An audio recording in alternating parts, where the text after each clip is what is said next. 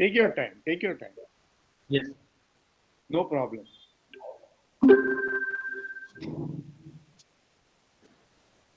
Good evening and welcome to each and every one of you present online in this INSA K.R. Ramanathan Medal Awardee lecture by Professor Shyamlal Sir, CSIR Emeritus Scientist and a former senior professor at PRL Ahmedabad.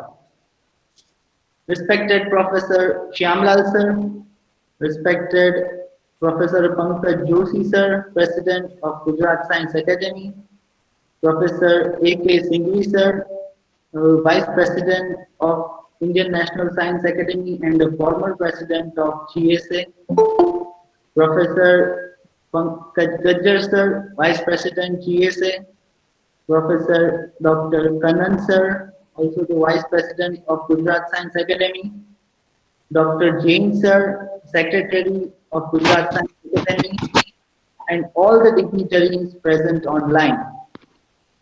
This webinar talk is jointly organized by Indian National Science Academy, Ahmedabad chapter, and Gujarat Science Academy. Now, moving ahead, I would like to invite the President of Gujarat Science Academy, Professor Pankaj Joshi sir. We all know him. Pankaj Joshi sir is a very well-known, eminent scientist and was a former senior professor at TIFR, Mumbai. Professor Pankaj Joshi sir is also regarded as a scholar physicist and expert of cosmology. Sir has received many awards and appreciation, and to name some of the recent and few, INSA Venu Bapu Award for his contribution in cosmology. And also recently, Sir is elected as a fellow of the World Academy of Sciences.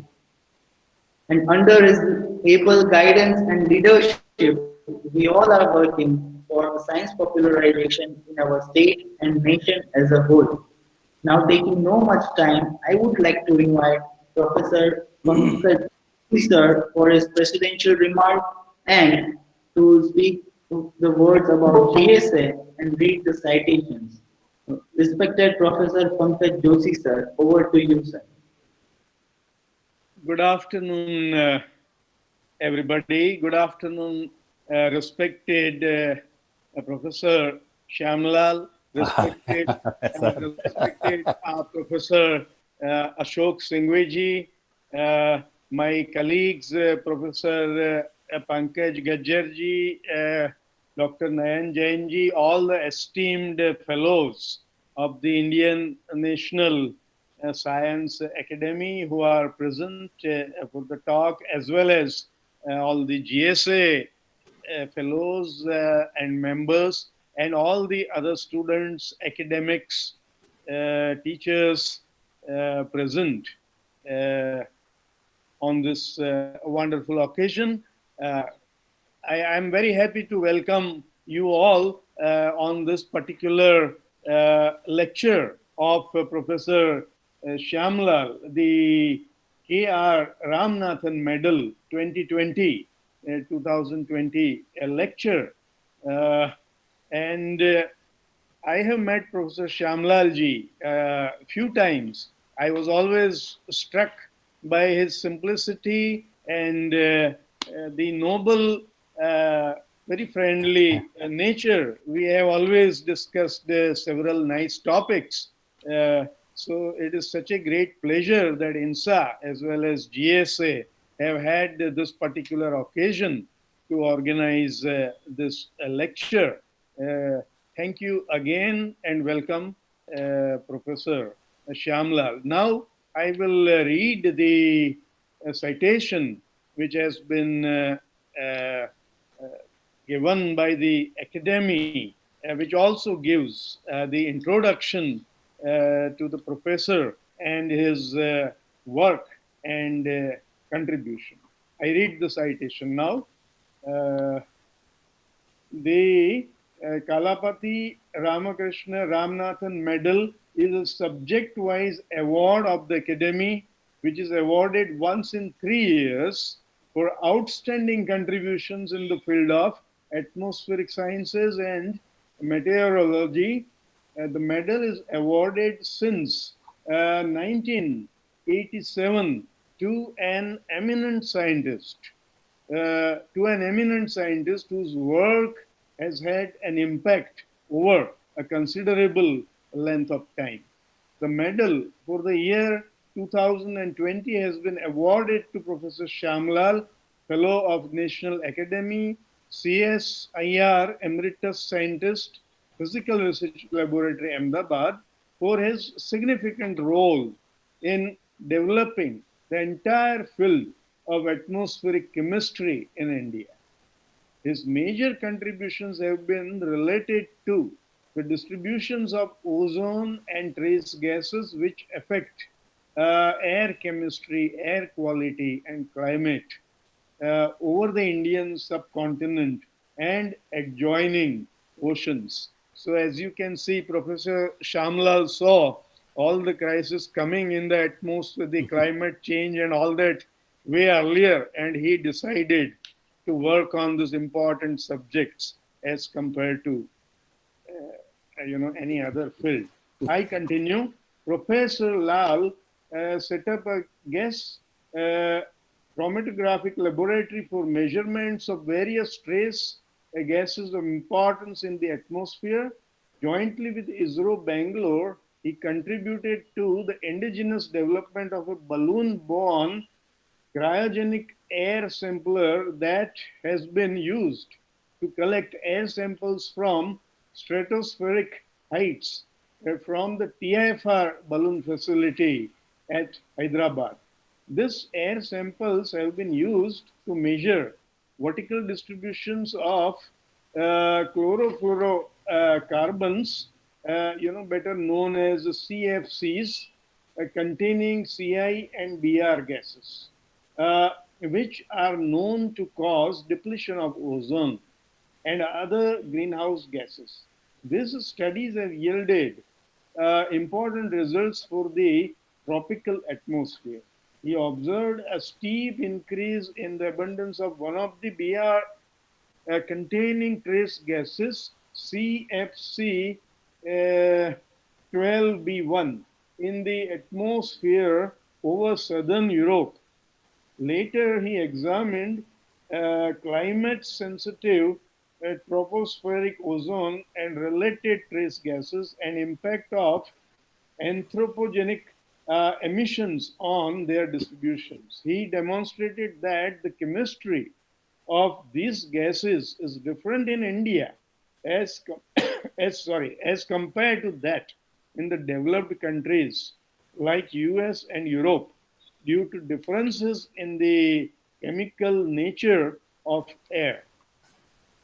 Professor Lal conceived and coordinated two major campaigns to study levels and transport of pollutants, aerosols and trace gases over the south and central India and over the Indo-Gangetic Plain, IGP.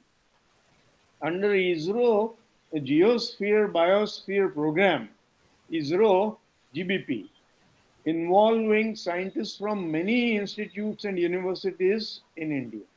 He has been member of the Commission on Atmospheric Chemistry and Global Pollution, the CACGP, International Global Atmospheric Chemistry, IGAC project, International Ozone Commission, IOC, and several committees on atmospheric sciences under ISRO, CSIR, DST, etc.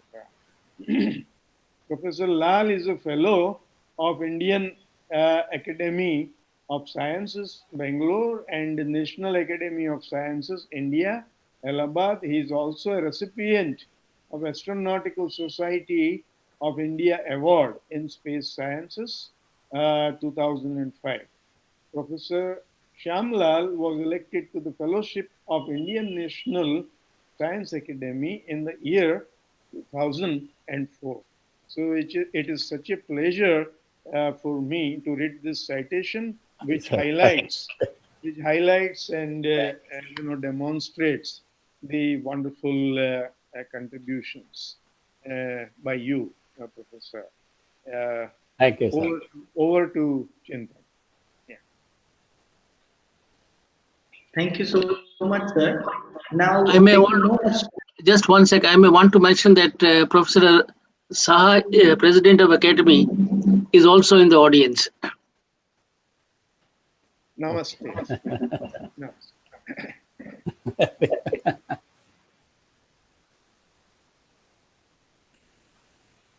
We hereby welcome President Sir, Professor Saha Sir, in this meeting. Now, moving ahead, by taking no much time, I would like to invite our today's speaker, Professor Shyamlal Sir, for his presentation. Over to you, sir. Professor Shah, Professor Joshi, Professor Singhvi, Professor Kachar, respected fellows of INSA and GSA, my colleagues and friends from PRL and other places, and all interested participants. My warm greetings to all of you. It is my great honor and privilege to get this K.R. Ramanathan medal from INSA. I am thankful to INSA and the committee members for this. I am highly grateful to Professor Joshi, Professor Singhvi, Professor Kachar, Dr. Jain, Sri Harshal Bhai, and Sri Chintan Bhai for arranging this webinar. Without taking much time in this, let me go and present my talk.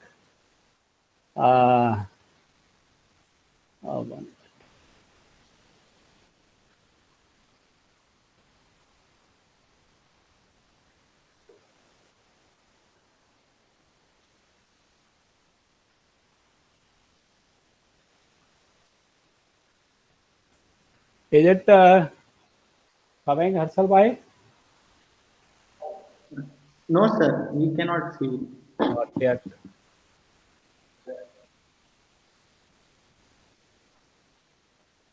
One. Okay.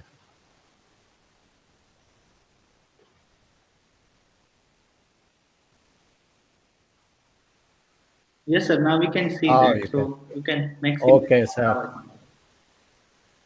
So I will be talking about developments in atmospheric chemistry in India and future directions. But my focus will be on work done by me in PRL. Sir, sorry to interrupt. Sir, you can just hide that option below. Hide. 1 minute. Okay. No, it is okay, sir. Just hide that. Okay. Hide. Is it okay Yeah, now? okay. Yes, sir. Now you can just Make it full. yes. Okay. Is it okay now? Okay. Okay, fine, sir. Okay. Thank you very much. My homage to Professor Subbaraya, my PhD guide at PRL, who taught me this subject and guided me all through his life after I joined him. It's a great honor and privilege to give this K.R. Ramanathan medal lecture. Professor Ramanathan has contributed significantly to the meteorology and ozone distribution over the Indian region. He was widely known as Mr. Ozone. So I'm lucky to associated with him, of course, through this award, as well as I have seen him in PRL for a long time before he passed away. He initiated ozone measurements in 40s at Kodaikanal, Pune, and Delhi using the famous Dobson instrument that is from WMO, World Meteorological Organization. He and his colleagues have done extensive work in this field. He served India Meteorological Department from 1925 to 48. After retiring, the next day he became the director of PRL. in 48 itself and served till 1965. He initiated total ozone measurements at PRL in 1951 using the same standard Dobson spectrometer, and also initiated surface measurements in 1954. IMD have been operating these Dobson instruments at Srinagar, Delhi, Varanasi, Pune, Kodaikanal, as well as at Maitri in southern polar region. They also operate the new one, so-called Brewer spectrometer, which is more new, automated, and gives ozone, total ozone. Surface ozone is being monitored by IMD through a network of 10 stations, and measurements of vertical distribution of ozone are being made at Delhi, Pune, and Trivandrum using ozone sounds developed by IMD. This is the station which Professor Ramanathan started in PRL when he was in PRL in 1951. And this building is still there. Of course, now it is a guest house. We have moved to still higher. And this is this very standard Dobson unit being used even now at large number of stations all over the world. And very standard, it gives ozone in the total ozone in the atmosphere. And if you use it for different angles, you can get the vertical distribution of ozone. That's what Professor Ramanathan contributed more to this, that not only the total ozone, but also the Oeмкер effect. Using the Oeмкер effect, he got the vertical profile. So those were the first kind of thing Professor Ramanathan did.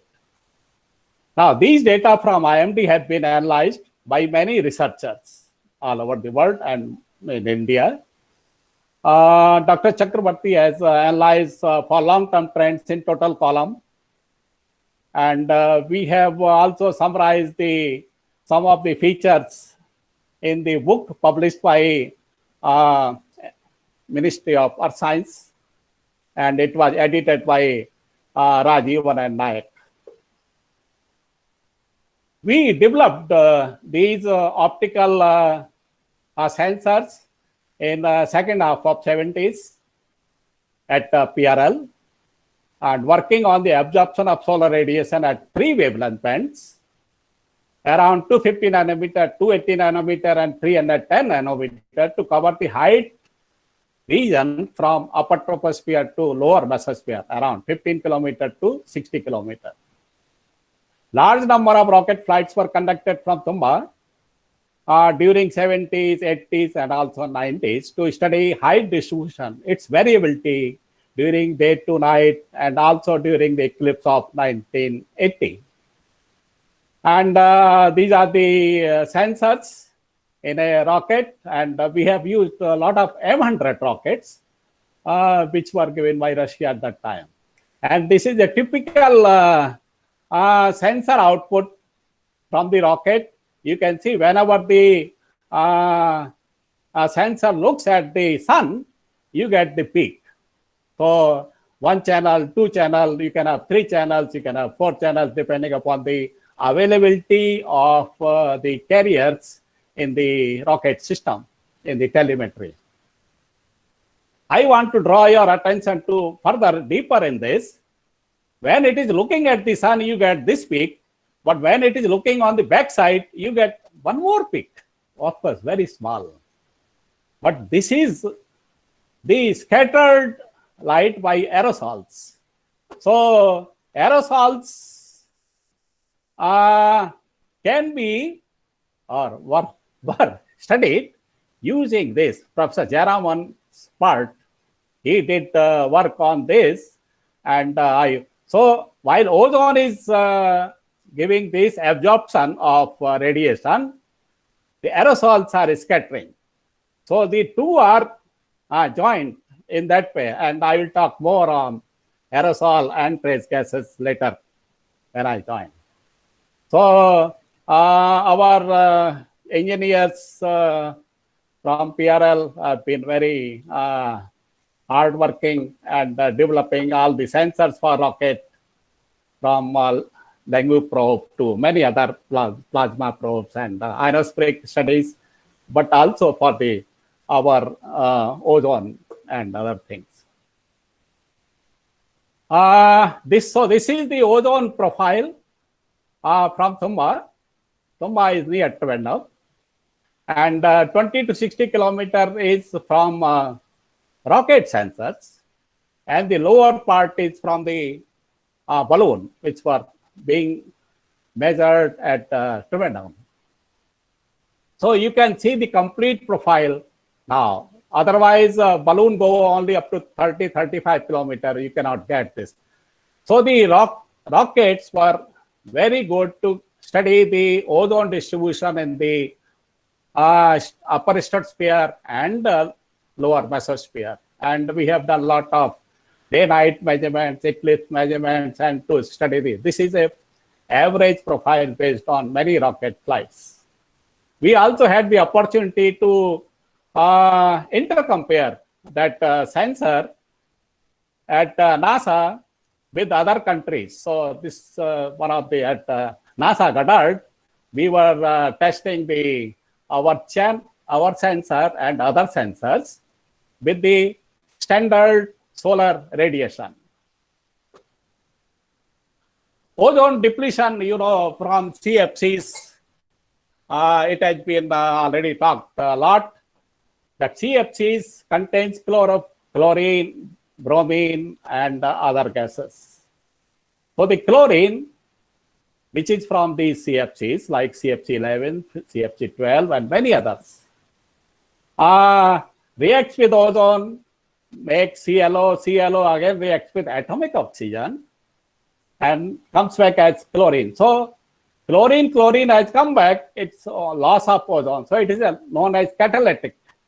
So these CFCs were very important to measure. And bromine was or is still very effective in the atmosphere because of its abundance. And it is 45 times about more effective than chlorine. So even though the number density is less, but its effect is very, very much higher than chlorine. And I got the opportunity to work at the Max Planck Institute for Aeronomy, Lindau. At that time, it was Max Planck Institute for Aeronomy. Now it is solar physics and shifted to Göttingen. So got the opportunity to work with Professor Fabian and his team at this Max Planck Institute. And they were doing the balloon one cryogenic sampler for collecting the samples from southern France. Wanted to do from Hyderabad also. So we had a campaign from Hyderabad later.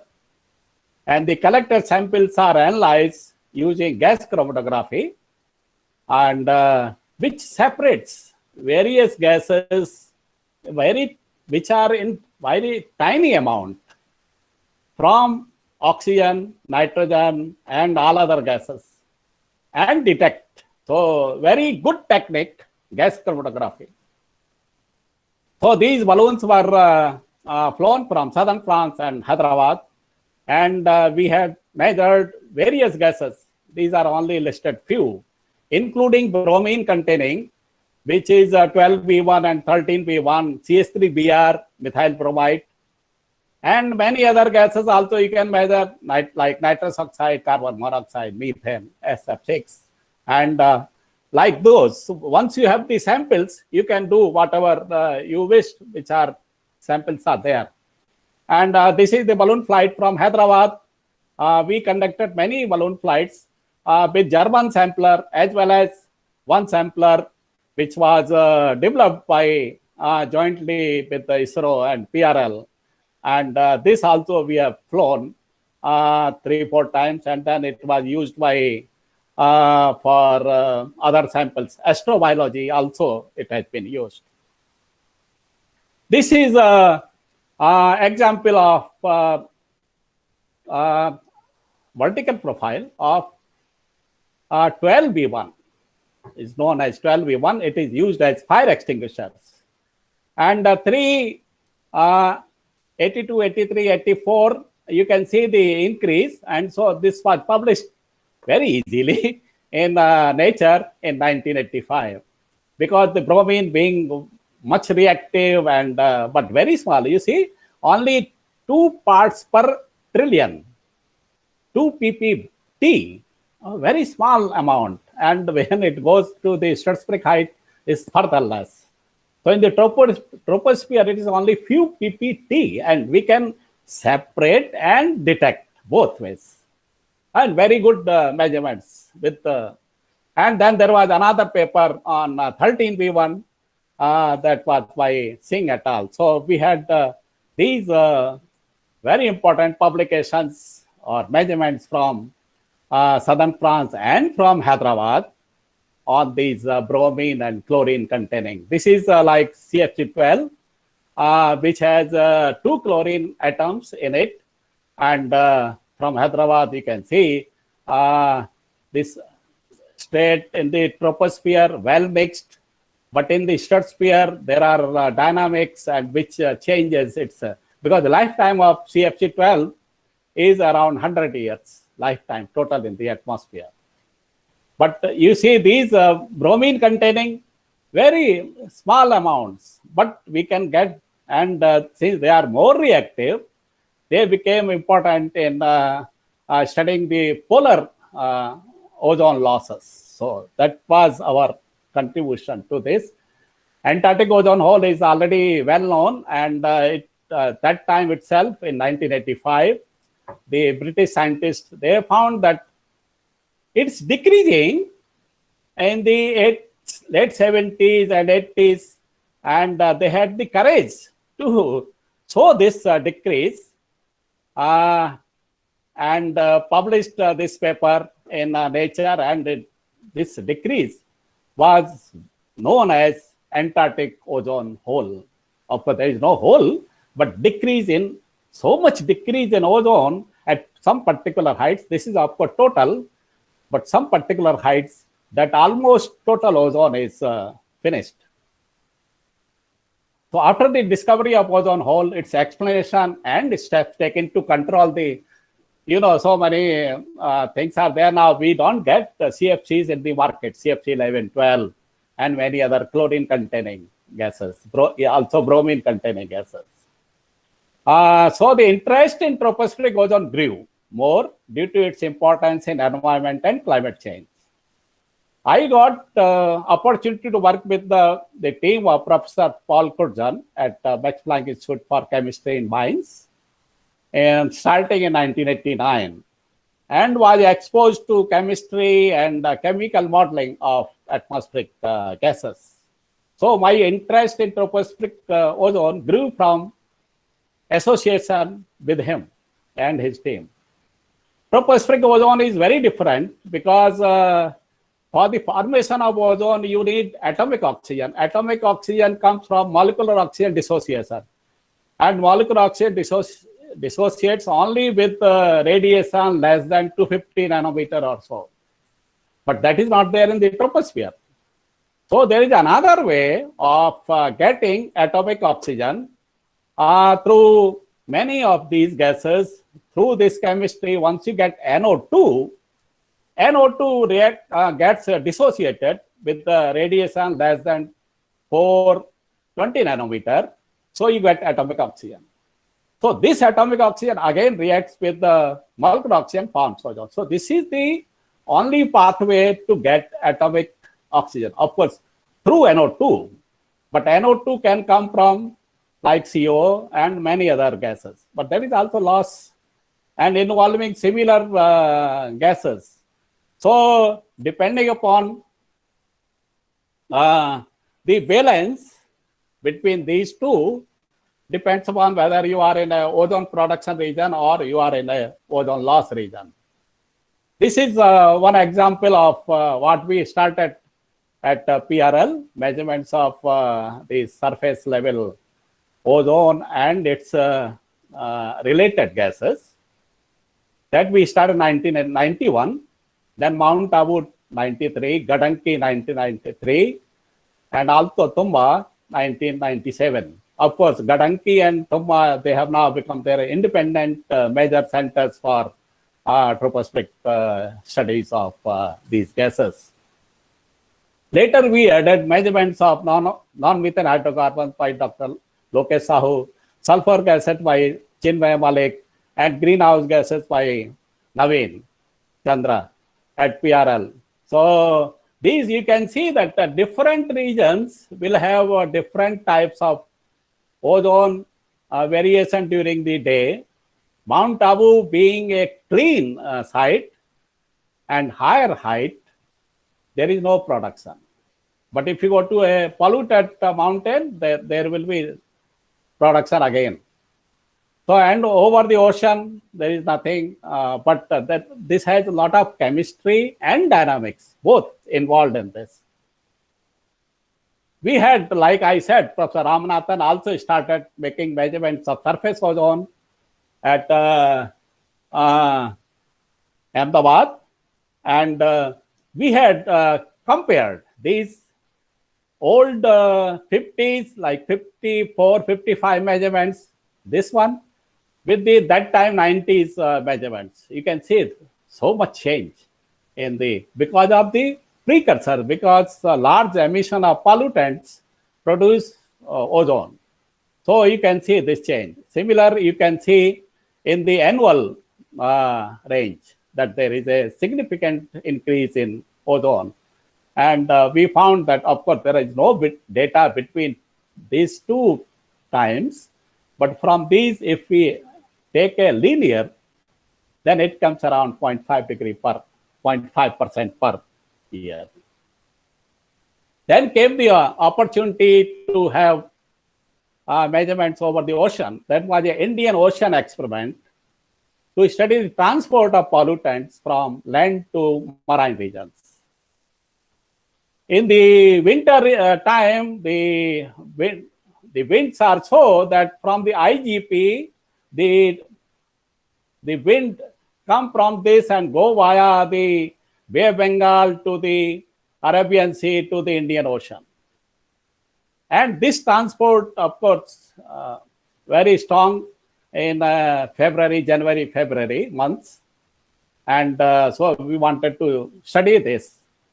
And Professor V. Ramanathan from USA, Professor Kutjan from Germany, and Professor Mitra from NPL, they were the lead organizers. Of course, there are large number of people involved in these measurements from ground-based, ship, aircraft, and satellite-based studies of aerosol, trace gases, and meteorological parameters during 1996 to 1994 cruises were there.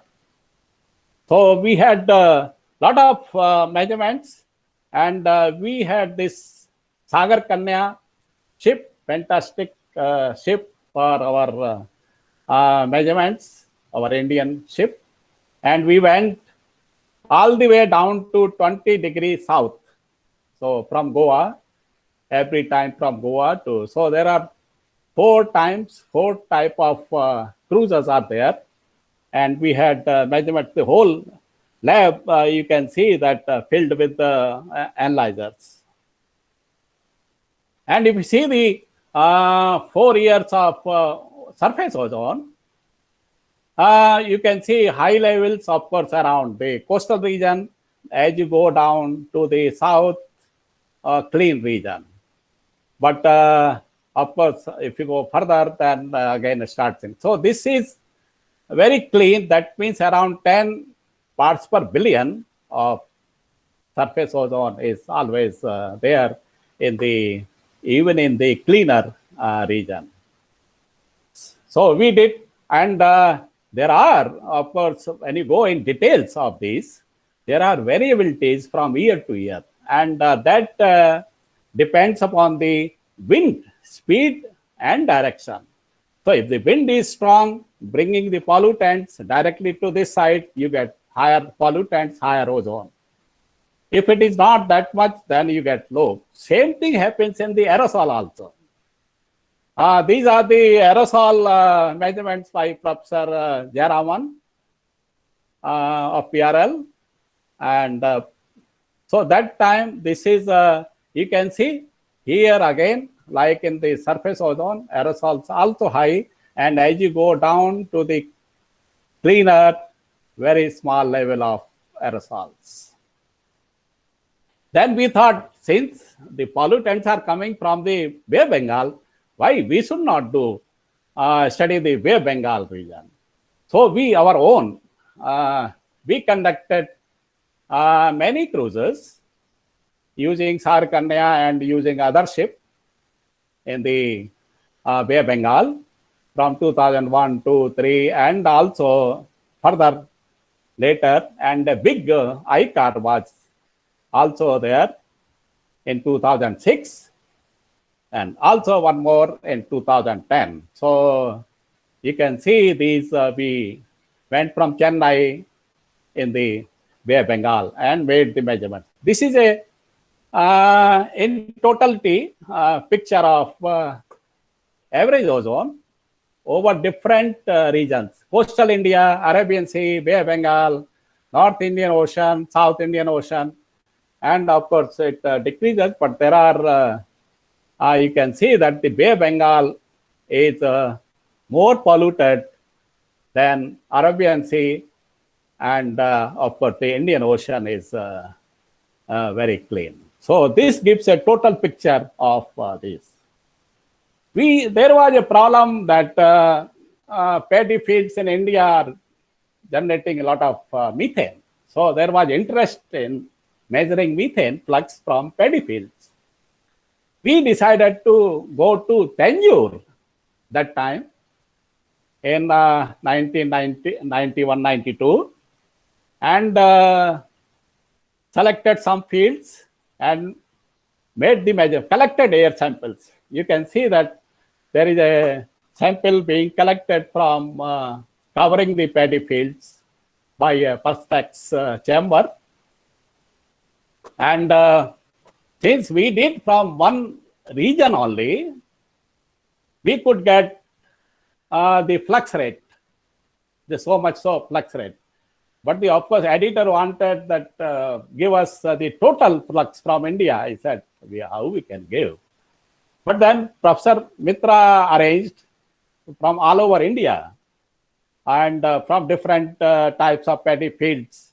Samples were collected, and NPL did this campaign, and they came out of total flux, which was around 1/10 of the total, which was estimated by the US EPA.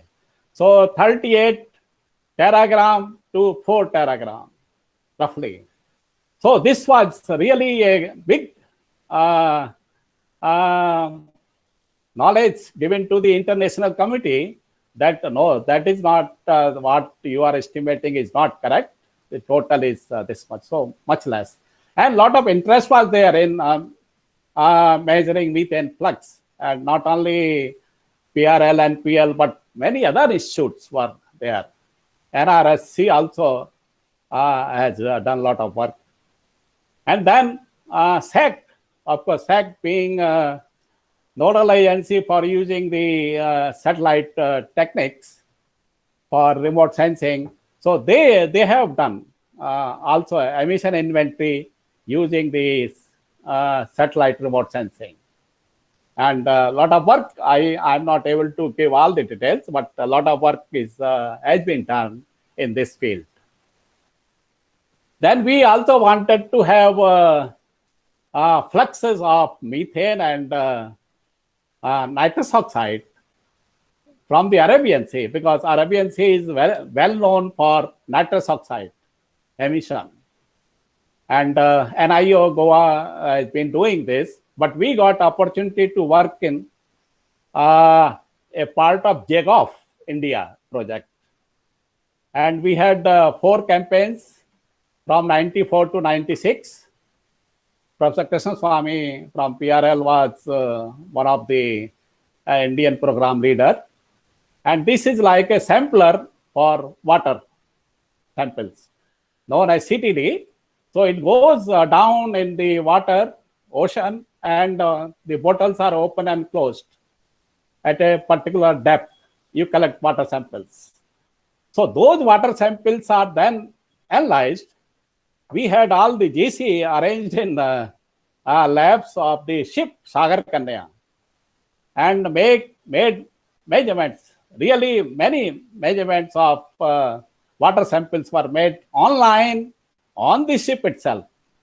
So this was a great work we had done, and Dr. Patra particularly had a lot of work details, and he calculated the total flux of methane and nitrous oxide from the Arabian Sea. And you can see these are the profile of methane, and this is the profile of up to 3 kilometers down of nitrous oxide.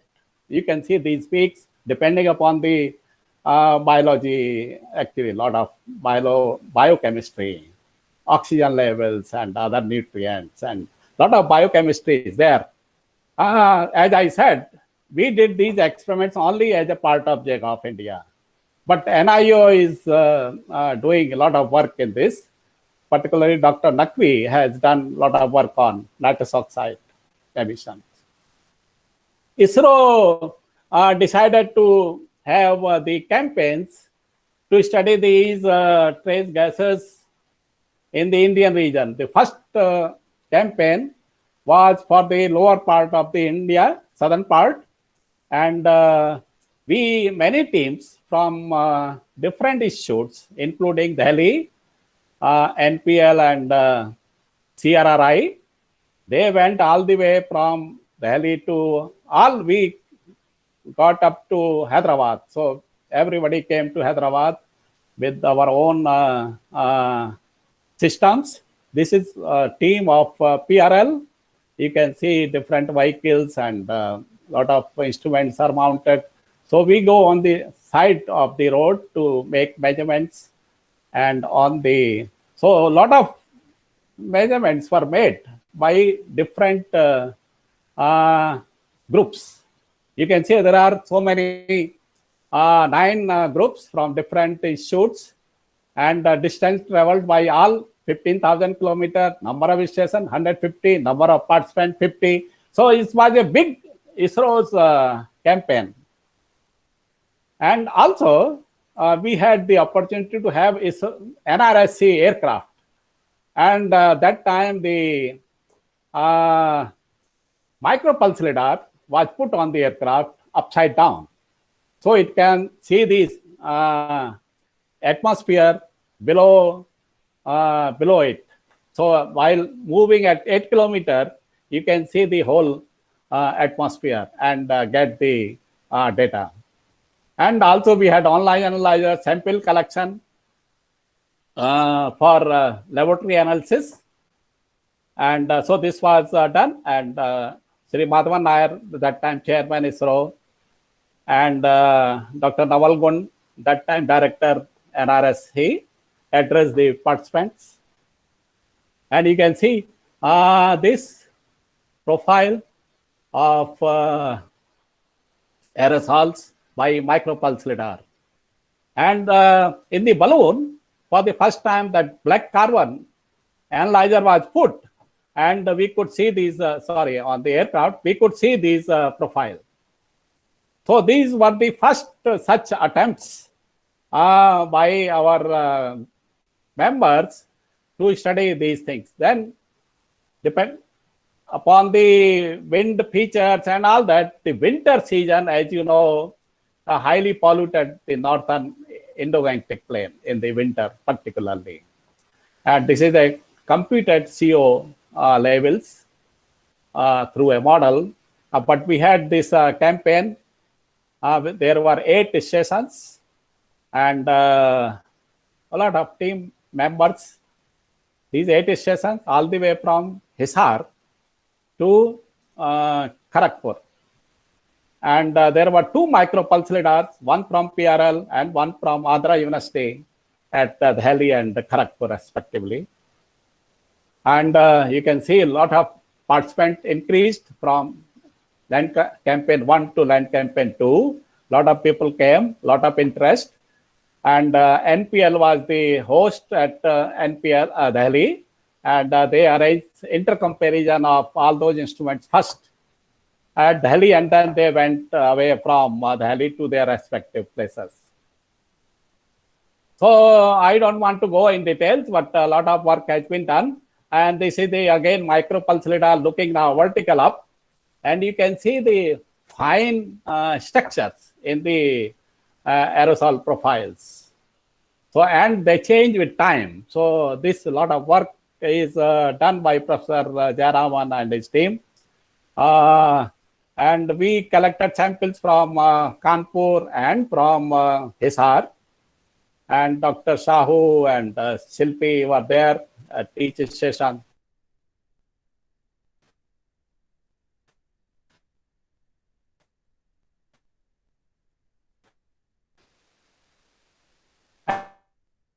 And we could compare. We have flown from Ahmedabad and at PRL on the terrace during 2003 to 7, but then now Aries and NARL also doing this. Also IMD anyway, as I said earlier, Delhi Pune Intervention, they do these regular balloon soundings of ozone. And you can see a lot of structures in the ozone distribution and related to dynamics and chemistry. And so a lot of features are there. And this is summary. If you see the lower height, 0 to 1 kilometer, Ahmedabad, the transport is coming from this region only. But if you see the wind, monsoon season, as monsoon winds, we know that they come from the Indian Ocean. But if you go up in the atmosphere, winter season, the winds are almost making the whole circle in 11-12 days. So you can see that Ahmedabad gets winds from maybe all the way. So, but in summer, there is a anticyclone and trapped, the pollutants are trapped. So these are the very exciting features to study more on this. And how the stratospheric ozone comes down into the troposphere is another subject to study, and a lot of work is being done and needed more. We also have flown these balloons from the ship over the Arabian Sea and Bay of Bengal. So a lot of work and long cruise, long time also. So this we could do. The people there, lot of work has to be done. And you can see that while the Bay of Bengal is more polluted in the lower part, Arabian Sea has more ozone or more polluted that way, more ozone in the free troposphere. And this is, of course, a lot of dynamics going in this. I cannot go much in detail, but because these features coming from the mid-latitude and all that to the Arabian Sea, and you can see there are no such a smooth, which I showed earlier. There are sharp layers, and that layers are pushed by winds from different regions. Then, because the interest in this subject, ISRO decided to have a network of such measurements. So in 2008, and there was one group known, or the one project known as Atmospheric Trace Gases Chemistry, Transport and Modeling project, which I started in 2008. And we had many sessions covering different parts of India. And you can have, there are three high altitude stations also, like Nainital, Mount Abu, and Ooty, covering different regions. So from that time, these measurements are going on, and it is now much more. That was already by ISRO, but there are other groups also making such measurements. And we could calculate the loss of crops in India due to ozone. And it comes to these numbers, which seems to be significant. That means high ozone in the cropping season of northern region, wheat, and southern part in this region, you can have that ozone can destroy some amount of wheat and crops or rice.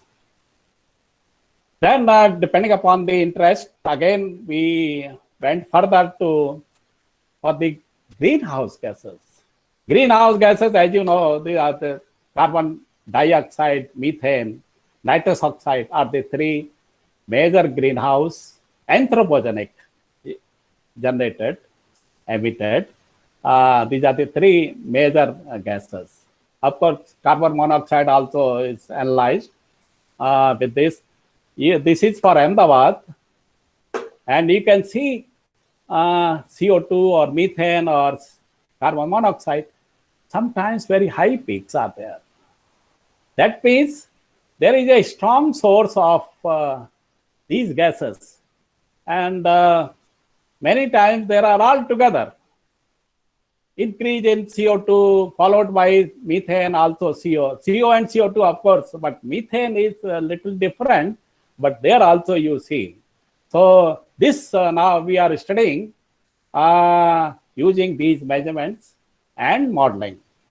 But now similar type of measurements are being also done at ARIES, Nainital, ISR, Mohali, NPL, IITM, NRSC, and NARL. Maybe other places also I may not be knowing. But the technique is available, very good sensors, and we can get very high measurements of these gases. Impact of lockdown, you have already known to many of you. There is a decrease in the pollutants because everything was closed. And this picture, of course, you can see for Delhi, for all India, PM particulate matter, 2.5, PM10, NO2, CO, and many other gases, ozone, have been analyzed. And we can see that there is a decrease, except ozone. Many things, all these pollutants have decreased. And this is one for PM2.5. The whole up to unlock period up to July end. And the maximum was in April, the decrease. So April was the cleanest month in the Indian region or in Delhi region. Agriculture burning is a burning issue nowadays. Every time Deepavali comes, that time, not because of Deepavali, but because of this burning of agriculture waste. Lot of emissions are there of pollutants, but generally PM2.5 is highlighted.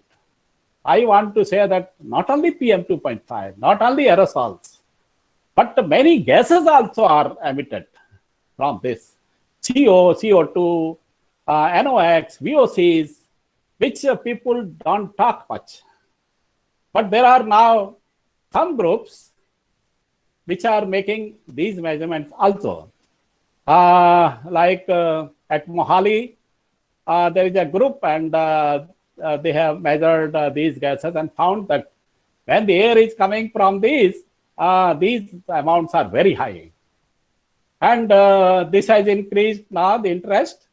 But I just want to say that one, Dr. Badrinath from NRSC, he did work actually a long time back, 15 years back or so, and he started from Assam, because Assam that time shifting cultivations, they used to burn. So he went there and did a lot of work, and now focus is on towards Punjab and Haryana, because Delhi also gets affected. And there was a campaign by IIT Kanpur and IIT Delhi, where Dr. Sahu from PRL and Dr. Rastogi from PRL have also participated. So he has measured VOCs, he has measured chemistry of all those aerosols, and have done a lot of work on this. So now interest is growing in other gases also. So I want to say that while the focus is on PM2.5 because of health, but the tiny aerosols, which are PM2.5 or PM1, have significant contribution of secondary aerosol, which are actually made from coagulation of various trace gases also. Hence, not only physical properties of such aerosols are important, but chemical composition is also of paramount importance. That there are not many groups. Of course, Professor Sareen is the main in this to do the chemistry of aerosols. But then now there are many other groups in India doing this, which is very essential. I do not know why PM2.5 creates health problem. Because in the Thar desert, they don't have problems. But Delhi has a problem in the health. Thar is full of dust, but no health issue. Delhi is, so this PM2.5 is like coated with the chemicals, and when they go inside, but I try to ask what chemicals, this we don't know. So in summary, there are many projects and groups in India extensively involved in the measurements and modeling of trace gases and aerosols, studying their roles in air pollution and climate change. These two subjects have enhanced the interest in air chemistry, air pollution and climate, both. So DOS ISRO has been playing a key role in supporting such studies. Many centers like PRL, SPL, NRSC, and many others. In addition to these, ISRO has been supporting other institutes also and universities through various programs like IMAP, ISRO GVP, and RESPOND. IMD, IITM, MOES, of course, have been, IMD, I said earlier, IMD has been making measurements of ozone and other things, very regular from 1940s. So they are the leader in this, but IITM also has a lot of programs, and SAFAR is one which we see in Ahmedabad also, Delhi, Ahmedabad, Bombay, and many other cities. CPCB of MOEF, Ministry of Environment and Forest, they make measurements of many trace gases, many sites in India and cities. So they are a lot of their data is being used to study the air pollution. Many IITs, IISER, IISc, CSIR labs, ARIES, and many universities also have programs in air chemistry. But even though significant work is going on in this field in India, I still feel there is a great scope to understand air chemistry in this region due to being a tropical region with many natural factors like intense solar radiation, too much of water vapor, humidity, and the dust. Dust in India is very high. Added with this is anthropogenic factors such as high industrial growth rate, means a lot of emissions. You burn a lot of coal, you burn a lot of diesel, you burn a lot of petroleum. So a lot of emissions. But also extensive use of biofuels for cooking, in particular in the rural regions. Various trace gases, gaseous and particulate, both, not separate gas and not separate aerosols. Not only play a key role in air chemistry, but also in air quality, that means air pollution, and climate. Composition of aerosols should also be studied simultaneously with other trace gases for a broader understanding of the subject. In fact, trace gases and aerosol cause synergistic effects in various processes in the atmosphere. I showed you first our rocket. Ozone is absorbing, aerosol is scattering. So the radiation is highly disturbed by aerosols, not only the chemistry, but even many physical parameters, many physical processes in the atmosphere are affected by both trace gases and aerosols. So there is a need for in-depth measurements.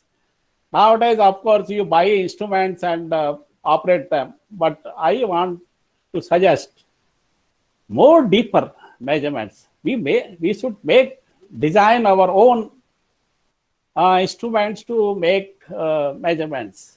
And like reactive species like OH, nobody is able to measure at present. But there are programs, but I don't know when they will come. But at present, the OH is the most reactive species in the atmosphere.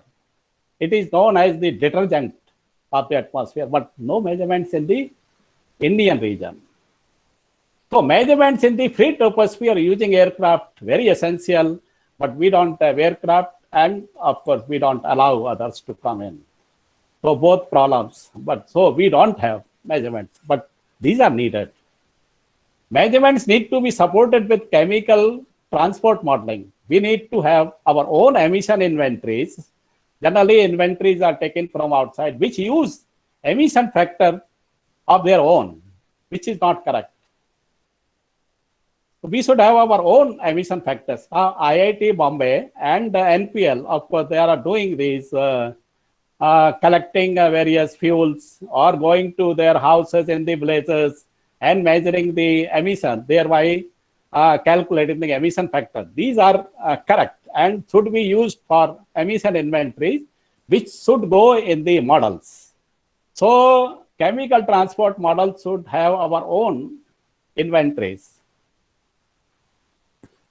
That's all for now. I am highly grateful to INSA for this award. And of course, I am indebted to Professor Subbaraya, who guided me all his time. It has been a very exciting and fruitful life at PRL. I got all the freedom to work and support from PRL. I am highly obliged to all the directors. Of course, Professor Ramanathan, I have seen him. Professor Sarawai, I could not. But starting from Professor Lal, all the directors, faculty, and colleagues at PRL for their encouragement and support from my first day in PRL. And it is still continuing. I'm also grateful to all chairmen from that time of ISRO and various program directors for supporting our research programs. I was lucky to work with and interact with the experts like Professor Fabian, Professor Frudzan, Professor Brasu, Laliwell, Ravi Shankara, Bhartiya, Kimoto, and many others. I have not completed the list. I thank them for their guidance and support. I also thank Dr. Sundara Raman. Many of we don't know him, but Sundara Raman for helping us in joining the rocket campaign for intercomparison of ozone sound. He was in FAA USA that time. Technical supports from TULS for rockets, TIFR balloon facility for balloon launchings, DOD and IO for ship cruisers, NRSC for aircraft, land campaigns, etc. have been overwhelming. I am thankful to all of them. Finally, I am indebted to all my colleagues and researchers. Without their sincere efforts and hard work, I could not have reached to this level. They have been my biggest source of inspiration and for learning. I thank you all for your interest. Yes, sir.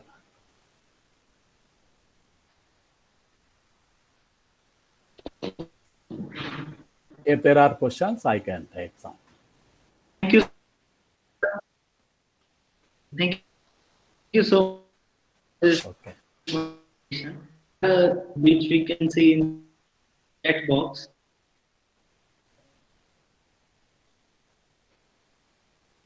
Okay.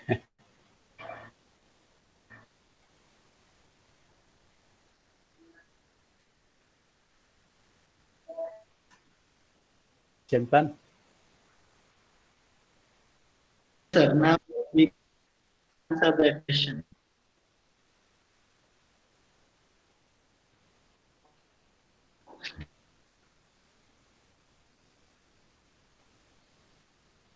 Hello, Chintan. Can I ask a question? Can you hear me?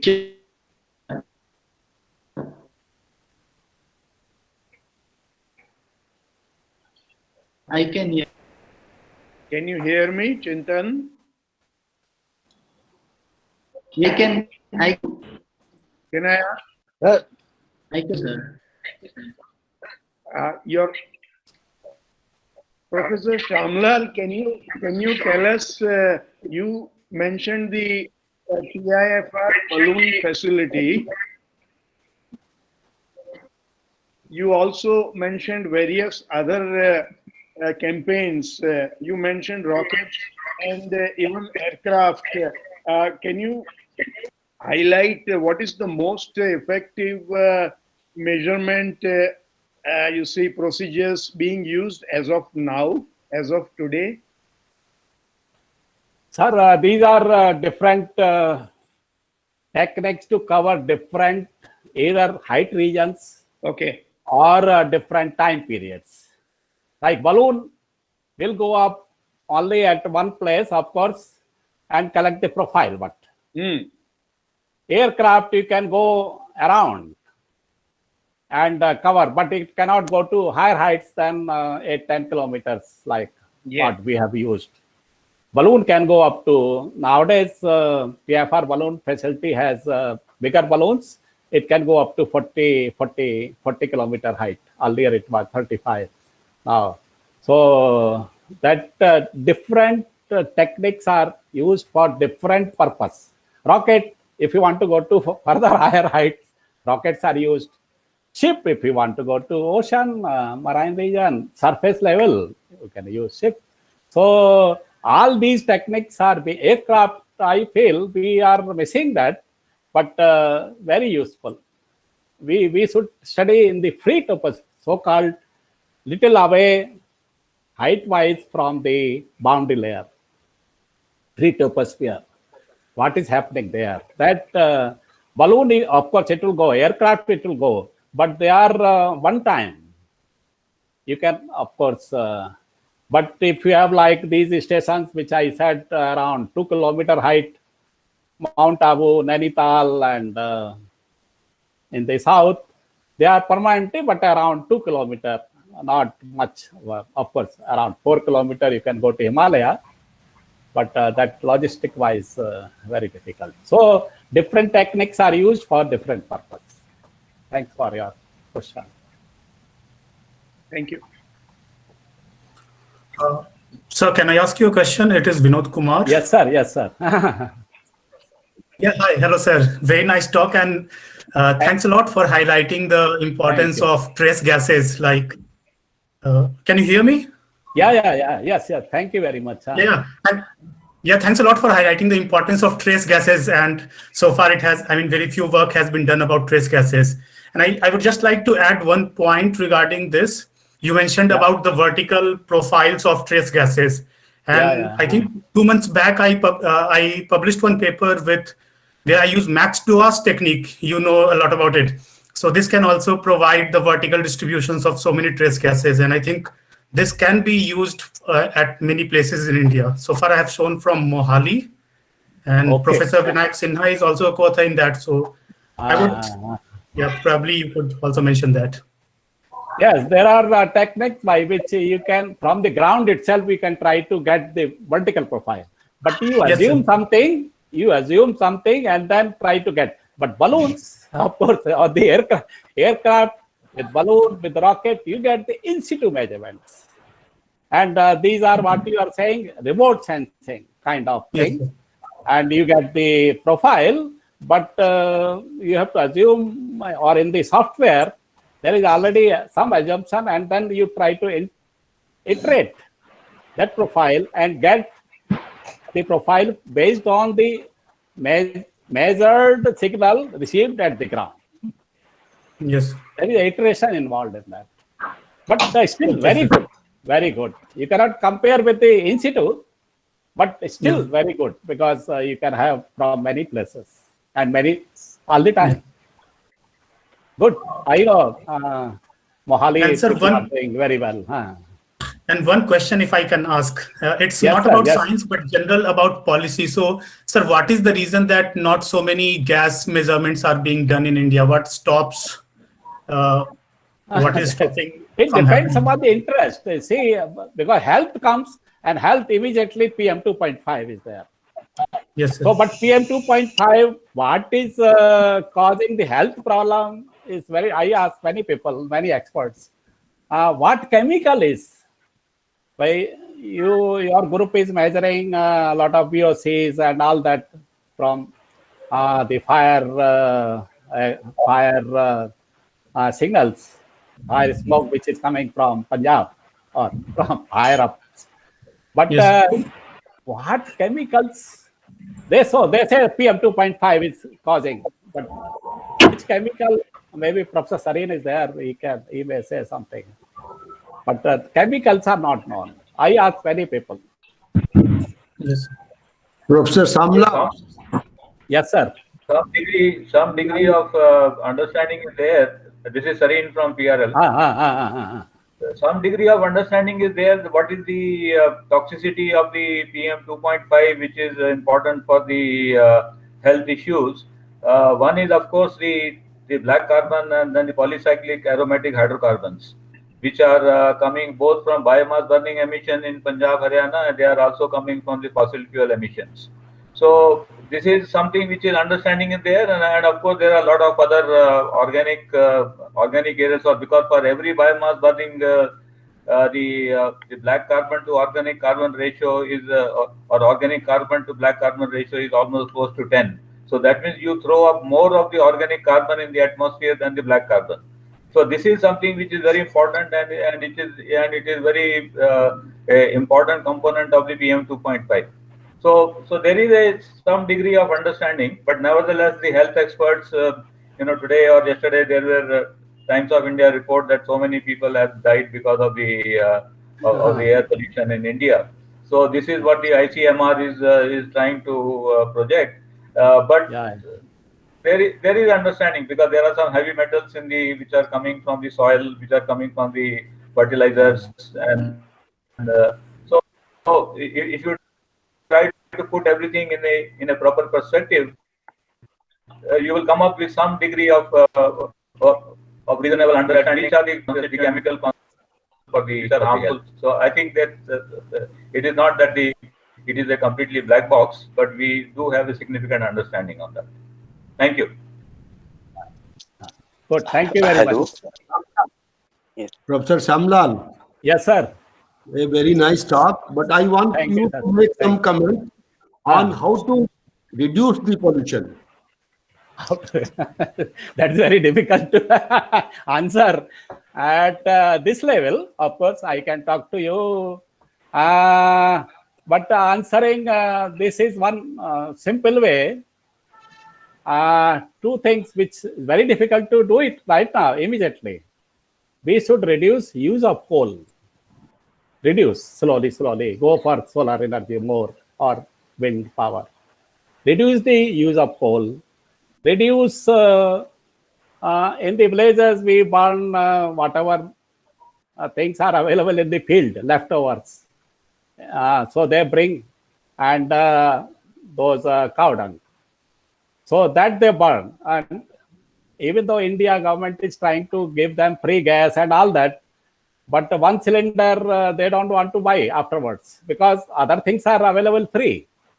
So it's difficult. Poor people, I saw one of the person telling about this, that cylinder is available, gas connection is available, but after one fill, they don't, because the other thing is available, just get from the field and burn. So one coal, other one biomass per time. Open burning, garbage and all that is another, but the other first two are major items. Okay. It cannot go one in one say. Slowly it will go on. Yeah. Yeah. Okay. This is Vinayak. Sir, can you hear me? Yes, sir. Can I ask a Yeah, I question? can. Yeah. Sir, thank you very much. No, Okay. just actually to add some info, just like Professor Sareen did. Actually, first of all, this is an excellent historical, a very difficult task. In 1 hour, you've so elegantly covered for us new current generation of researchers. So this was very, very wonderful, sir. Thank you so much. I just wanted to add that you mentioned about the work. So two chemicals that we found, of course, Professor Sareen's group was the among the pioneers to detect and quantify polycyclic aromatic hydrocarbons, which are known carcinogens in the aerosol phase. But what we found, I just would like to highlight two very health relevant VOCs. One was isocyanic acid. This is a recent contaminant that people detected in the US in forest fires at few ppt, and they were so alarmed they published this in PNAS. This is Jim Roberts' group. What we found is in this agricultural fires, biomass burning, there's actually both photochemical formation of this, just like ozone is formed during the daytime from precursor gases, and also direct emission from fires. And since this HNCO, it's a very simple molecule like methyl isocyanate, which was there in the Bhopal gas tragedy. If you replace the methyl group, as you know, sir, with hydrogen, so you get the simplest molecule with one hydrogen, nitrogen, carbon, and oxygen. So we were very alarmed to see that the levels of these gases were far above the concentration threshold that are considered to be harmful. And the reason why it's so harmful, also people know, because normally in polymer industries where they manufacture these isocyanate polymers in China, they published a paper in Nature Medicine. They found that at a blood pH of 7.4, it can dissociate to form NCO minus ion, which can denature the protein involved in eye vision and knees arthritis. And independently of us, during this burning season, in the village clinics, there is a very significant increase in eye-related ailments due to the smoke exposure and this. So there are some chemicals, as Professor Sareen was saying, where now we have better understanding of what is there. The other one is, of course, one that is monitored regularly, benzene, a human carcinogen. So just wanted to add this, sir. Good. Thank you very much. Thank you. Thanks for your comments. Okay, Chintan.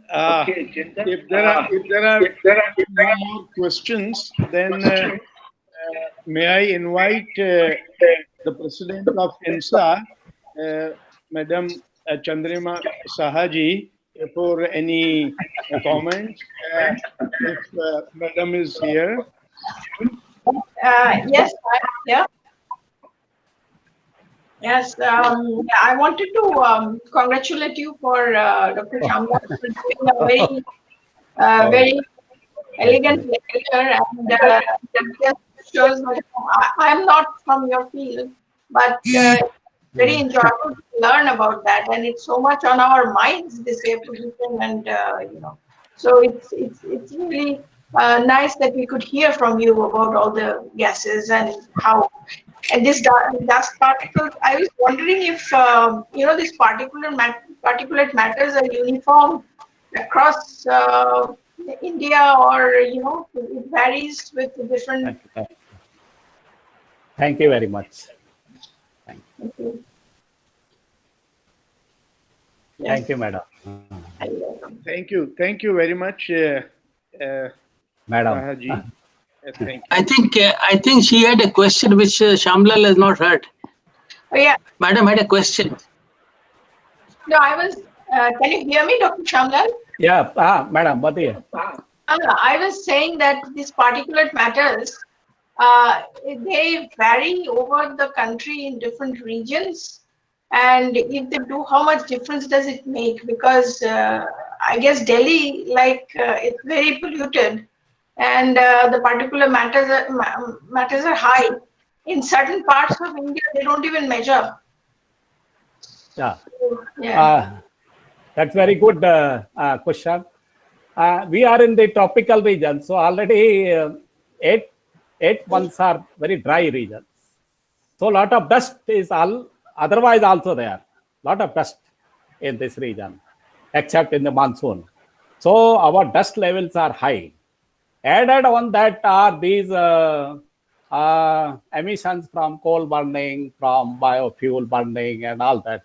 So if you see the Indo-Gangetic plain, because it is trapped by the Himalaya and the winds are coming in the summer or winter from the western region, Punjab, Pakistan, Punjab, and all the way we have seen from Mohali, Delhi, Kanpur, Allahabad, and go up to and we have seen how these winds then go take the pollutants to the ocean also. We have done a lot of work on Bay of Bengal, we have done work on Arabian Sea, we have done work on the Indian Ocean. And I saw those distribution. So in the summer region, of course, they are high already. Dust part is more coming from the earth. But in the winter, because the boundary layer has come down, transport is slow. So the whatever emissions are there, they are staggered in that region. So we get actually PM 2.5 becomes 400 or so in this region, not in Trivandrum, but in the Himalaya, Indo-Gangetic plain. From Punjab to Calcutta side, you can see all the way going to this. And that generally it should be 50, 60, but it is 400. So that's where problem comes. That's where we breathing, asthma, and all that problem people feel. And it is a chemical coated, like Professor Sareen and Pinayak Sinha said. There are a lot of chemicals in that, which go inside the lungs and create. So that's where the difference between north and south. Okay. Thank you. Thank you. Well, any other? Professor Singh has, if there is to mitigate the Delhi issues, I already said something, but this needs to be more discussion on this, what can be done. Of course, it's a big issue and needs a lot of work over a long time. So it cannot be done just by saying.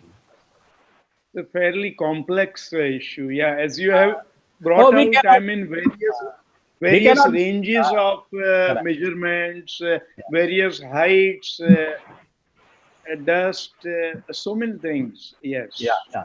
The government is trying now that Punjab farmers should not burn. Government is trying very hard, and hopefully within few years that will be done.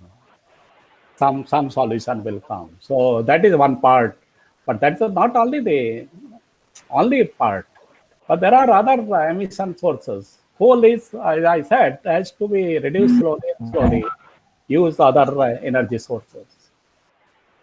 Yes, sir. Thank you very much. Now, sir, if the questions are over, can we go ahead? Yeah, please. Okay. Now, I invite Secretary, sir, of the Gujarat Science Academy, Dr. Professor Nayan Jain, sir, for the concluding remarks. Over to you, Jain, sir. Okay, thank you, Chintan. It's very nice and pleasant that we have heard the excellent talk on the atmospheric chemistry of India as well as the future aspect of that one. Really has fascinated us. Professor Sangvi, Professor Joshi sir, Pankaj Joshi sir, Professor Shyamlal ji, Professor Chandrima Saha madam. Now it's nice that I got the privilege to propose vote of thanks to Professor Shyamlal ji on the occasion of his recognition the contribution in atmospheric chemistry by awarding K.R. Ramanathan Medal. His talk was excellent. He's given the total insight about what atmospheric gases contributes in the atmospheric healthy environment. Naturally, it's also defined the presence of the traces of gases which affect the environment. Sir, this was kind and nice of you that you have accepted and presented. I especially thank that you have considered the Gujarat Science Academy as a good platform to deliver this lecture in association with the INSA. I also thank all the eminent personalities who were present and participated in this webinar. Madam Chandrima Sahai, I especially congratulate or thanks also you for presenting and awarding this award to the best deserving eminent scientists. Thank you, madam. Thank you. Now I thanks especially Professor Shyamlal again. Sir, you have done the excellent work. Now you have confined and concisely presented what you have done. Really, it's difficult to convey all the entire contribution in the simple 1 hour talk. But you have tried to justify very nicely, sir. I thanks all our dignitaries, eminent scientists, attendees for remain present and peacefully heard the talks. Thank you all once again. Thank you. Thank you. Thank you, sir. So we end this session over here. Thank you once again, everyone, for joining this meeting. Thank you all. Thank you all.